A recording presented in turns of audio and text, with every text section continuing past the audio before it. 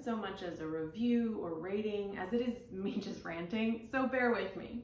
Hi everyone, I'm Belle. Welcome back to our channel, Jocelyn Belle, where we talk about movies, music, and more. 365 This Day, which is the sequel to the very steamy, very controversial European mafia drama, 365 Days, came out on Netflix recently. And of course I watched it, and it just got me thinking about this toxic boyfriend trope that we're so obsessed with. And let me be clear, this we includes me. Like, I enjoy watching the toxic boyfriend trope in movies and TV shows. So I just want to rant about that. It's just so weird to me. I have a lot of opinions about it, and I'm sure you do too, so be sure to sound off in the comments. And if you like this video, remember to give us a thumbs up and subscribe for a new video every Tuesday. Okay, let's dive in. Now, I'm sure this toxic boyfriend trope has been around since the dawn of the patriarchy, but I was first introduced to it with Twilight, so let's start with Edward Cullen. Edward is over 100 years old, and he keeps going to high schools because apparently there's nothing better to do with his time. He falls in love with a 17-year-old high school girl, which already is weird.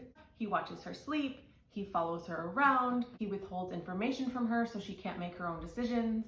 He literally tried to kill himself just because he thought she was dead, but he didn't check his facts and she wasn't really dead. And we love it. We're obsessed with it. Obviously, the books the movies are based on are international bestsellers. The first Twilight movie made over $400 million in the box office, with the final fourth movie, Breaking Dawn Part 2, making over $800 million in the box office. I personally am obsessed with Twilight. I rewatch the movies regularly. It's a pop culture phenomenon. Back when the movies first came out, it was kind of more of like a cult following, these super fans who are obsessed with it. But mainstream was kind of like, oh, it's cheesy, oh, it's lame to like Twilight. But as we saw during the pandemic, Twilight kind of had a resurgence on TikTok and just falling back in love with Bella and Edward's love story. So the allure is there. We're into this creepy 100-year-old guy falling in love with a 17-year-old high schooler. Moving on to 50 Shades of Grey. Apparently Christian Grey was based on a fan fiction about Edward Cullen from Twilight, so there are a lot of similarities. Firstly being this power dynamic. Christian Grey is a super rich billionaire who several times throughout the movies uses his money to influence Anastasia's decisions, and he sells her car without asking her. Also, like Edward, he gives a lot of mixed signals. First he's like, stay away from me, I'm no good for you, and then he's like, but I can't stay away from you, you must be mine. Which is confusing enough in any relationship. I'm not really a part of the BDSM community, but I did see a lot of critiques about how BDSM was portrayed in these movies and books. Christian doesn't really give Anastasia any aftercare after they have these really kind of intense sessions. And that's not even getting into the trauma that Christian Grey brings with him. He was groomed and abused by an older woman, and he's still friends with her. He confides in her, he gets advice from her. And I haven't read the books, but in the movies they totally gloss over this fact. But he's literally a sadist who gets off on torturing women who look like his mother, who abandoned him because she was an addict. He admits, yes, I'm a sadist, and I picked you because you look like my mother, and I want to hurt you. And then they don't talk about it again. He never goes to therapy. He never tries to not be a sadist. And again, we as a society love Christian Grey. The second movie, 50 Shades Darker, reached over $380 million in the box office, and I personally finally watched the full series recently, and I liked it. Like, yes, he's toxic, but he's rich, so. Now let's talk about After. After also had its origins in fan fiction. The main male protagonist, Hardin Scott, is based off of Harry Styles, and the original fan fiction on Wattpad reached over 1 billion views. I didn't even look at the streaming hours or box office sales because 1.6 billion reads on Wattpad is insane. And I'm one of them. I've read After on Wattpad. And it wasn't until I watched the full 50 Shades of Grey series that I realized the story and characters are also a really big ripoff of 50 Shades of Grey. Hardin Scott also has a traumatic background. His father was an alcoholic and abusive before abandoning his family. There are scenes where Hardin has these nightmares of that and other terrible things happening to his mother, which is a total ripoff from Christian Grey's nightmares.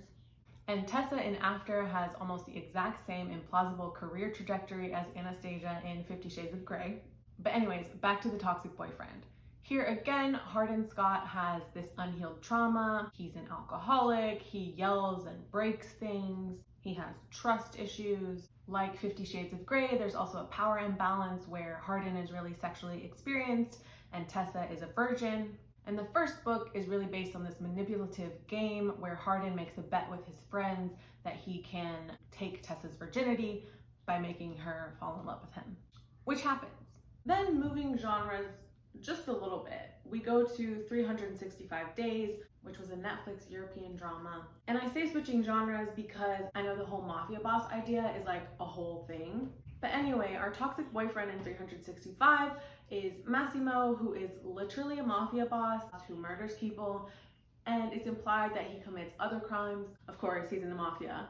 The romance begins when Massimo uses binoculars to stare at Laura from far away. He doesn't know who she is, so years pass. He's obsessed with her. He has literal paintings of her in his house. He's been trying to find her this whole time, and then when he finally does, he kidnaps her. This is not a scenario where they fall in love at a nightclub and he just happens to be a mafia boss. No, he literally kidnaps her and says, I'm gonna keep you in my house for 365 days so that you can have a chance to fall in love with me. What in the Beauty and the Beast is going on? If kidnapping weren't enough, he says several times, I won't touch you until I have your consent. And then of course he goes and touches her while she's literally strapped in a chair or chained to a bed. But obviously this movie was popular. The first one came out in 2020. We were all in lockdown. It broke all kinds of Netflix records. And obviously it was successful enough to warrant a sequel, which got nearly 78 million streaming hours within 1 week, including me. So obviously I know why we like these films. Twilight has a really romantic PG-13 sex scene, but she does end up with bruises. But with the exception of Twilight, all the other movies have really graphic sex scenes. So of course I know why we enjoy these movies. Just lights up the part of our little monkey brains that enjoy pleasure. And don't get me wrong, I enjoy these movies too.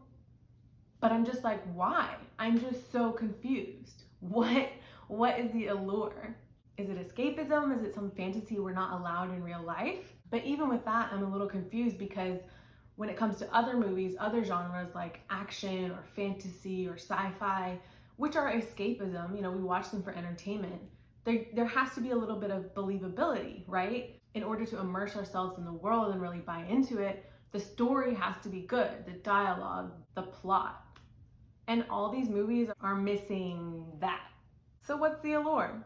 Like, I know personally, I don't want a man like Massimo. I want a man like Connell from Normal People who's gonna tell me no when I ask him to hit me in bed. But I still love watching the Massimos, the Edward Cullens, the Christian Greys, the Hardin Scotts. So what is it? I can't find a reason. I can't find an answer. So if you have any ideas, let me know in the comments below, and we'll see you next week.